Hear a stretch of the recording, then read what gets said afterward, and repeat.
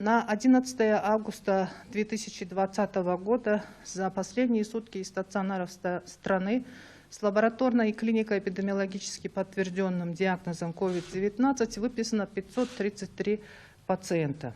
Из них в городе Бишкек 45, в городе Ош 62, в Чуйской области 40, в Волжской области 93, в Таласской области 43, в Нарынской области 30, в Иссыкульской области 74, в Джалабадской области 87 и в Баткенской области 61 пациент. На сегодня всего с выздоровлением выписано 32 764 пациента. На 11 августа 2020 года по республике зарегистрировано лабораторная клиника эпидемиологически подтвержденных случаев COVID-19 278 случаев. Из них лабораторно подтвержденных случаев зарегистрировано 57, из которых в городе Бишкек 12 случаев, в Чуйской области 9, в городе Ош 10, в Нарынской области 1 случай, в Иссыкульской области 2 случая, в Таласской области случаи не зарегистрированы, в Джалабадской области 7 случаев, в Баткенской области 12 и в Волжской области 4 случая. Клиника эпидемиологически зарегистрированных случаев зарегистрировано 221. Из них в городе Бишкек 92, в Чуйской области 12, в городе Ош 9, в Нарынской области 12, в Иссыкульской области 15, в Таласской области 3, в Джалабадской области 33, в Баткенской области 15 и в Волжской области 30 новых случаев.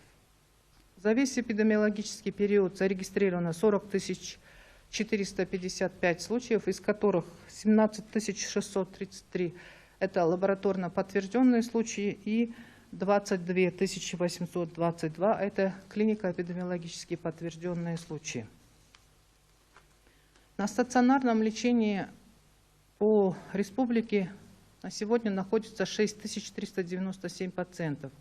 Из них с лабораторно подтвержденным диагнозом COVID-19 1504 пациента и с клинико-эпидемиологически подтвержденным диагнозом COVID-19 4893 пациентов.